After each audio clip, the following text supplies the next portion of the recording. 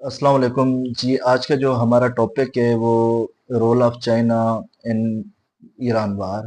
अब जो ईरान वार शुरू हुई थी ये 28 फरवरी को शुरू हुई थी, जिसमें इसराइल और यूनाइटेड स्टेट्स ने मिलके ईरान के अगेंस्ट एयर स्ट्राइक्स कंडक्ट किए थे, जिसमें ईरान की जो सुप्रीम लीडर थे आयतुल्ला अली खामनाई, उनकी असैसिनेशन होती है। और इसके अलावा जो इंटेलिजेंस ऑफिशियल्स थे, हाई ऑफिशियल्स या जो पासदारान इनकलाब के लीडर्स थे, वो भी एलिमिनेट हो जाते हैं स्ट्राइक्स में। अब शुरू से चाइना ने ओपनली क्रिटिसाइज नहीं किया यूनाइटेड स्टेट्स को या प्रेसिडेंट डोनाल्ड ट्रंप को, बट वार्न किया है कि ये जंग जो स्प्रेड हो सकती है, या कॉल्स की हैं फॉर पीस।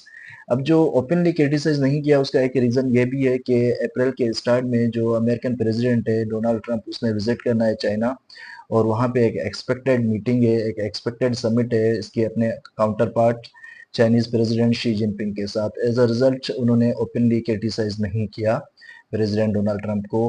अब हम चाइना और ईरान के रिलेशंस देखें तो इनकी जो एक इकोनॉमिक पार्टनरशिप है, स्ट्रेटेजिक पार्टनरशिप है, रिसेंटली देखें तो करंटली अगर हम देखें, ईरान में जो चाइनीज इन्वेस्टमेंट है वो अराउंड 4 बिलियन यूएस डॉलर्स है। और इनका जो इकोनॉमिक एग्रीमेंट है उसमें चाइना ने ये प्लेज किया है कि over span of 25 years China 400 billion US dollars जो है वो ईरान में इन्वेस्ट करेगा।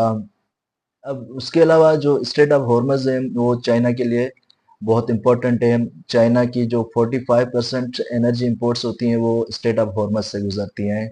और डेफिनेटली जो स्ट्रेट ऑफ हॉर्मज डिसरप्ट होता है वो चाइनीज इकोनॉमिक इंटरेस्ट के लिए बेहतर नहीं है।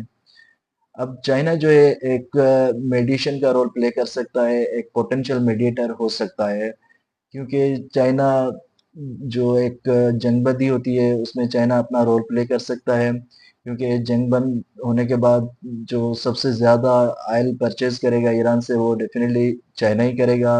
स्ट्रेट ऑफ हॉर्मज के ओपनिंग के बाद जो भी ईरान के जो ट्रेड होगा या जो ऑयल प्रोडक्शन होगी उसकी जो परचेज ज़्यादा होगी वो चाइना करेगा। इसके अलावा चाइना जो है इकोनॉमिक डिप्लोमेसी कंडक्ट करता रहता है रीजन में। और थर्ड जो रीज़न है, जो चाइना है वो चाहता है कि जो एनर्जी फ्लोज हैं या जो ट्रेड फ्लोज हैं वो अनइंटरप्टेड हो, उसमें कोई भी इशू ना हो, वो उसमें कोई भी एक ऐसा इशू ना हो कि वो डिस्टर्ब हो जाएं। फोर्थ ये है कि प्रीवियसली भी चाइना ने ब्रोकर की थी एक रेप्रोचमा सऊदी और ईरान के बीच में। तो इस सिचुएशन को देखें कि चाइना जो है एक पॉजिटिव मेडिएशन का रोल प्ले कर सकता है इस जंग को ख़त्म करने में, मेडिएशन में, ईरान को कन्विंस करने में। अब ईरान की जो डिज़ायर्ड आउटकम्स हैं, जो चाइना की डिज़ायर्ड आउटकम्स हैं ईरान में, वो ये है नंबर वन के जो रिजीम चेंज हो वो ना हो, जो करंट इनकम्बेंट रिजीम है ईरान में वो कंटिन्यू करे, और जो ईरानियन गवर्नमेंट हो वो स्टेबल हो। ये चाइना की जो डिजायर्ड आउटकम है ईरान में यही है। अब चाइना ये क्यों चाहता है, क्योंकि अगर रिजीम कोलेप्स हो जाती है या एक civil war like situation develop होती है तो उससे चाइना भी अफेक्ट होगा, क्योंकि सिविल वार जो है वो एक्सपेंड होगी, स्प्रेड होगी सेंट्रल एशिया तक। और इससे क्या होगा कि जो चाइना का वेस्टर्न बॉर्डर है वो भी अफेक्ट होगा। और इसके अलावा इंस्टेबिलिटी में जो स्ट्रेट ऑफ हॉर्मज है वो भी डिसरप्ट रहेगा। वहाँ से भी जो सी लेंस ऑफ कम्युनिकेशन है वो डिसरप्ट रहेंगी, वो भी इकोनॉमिक चाइना के इकोनॉमिक इंटरेस्ट के लिए बेहतर नहीं है।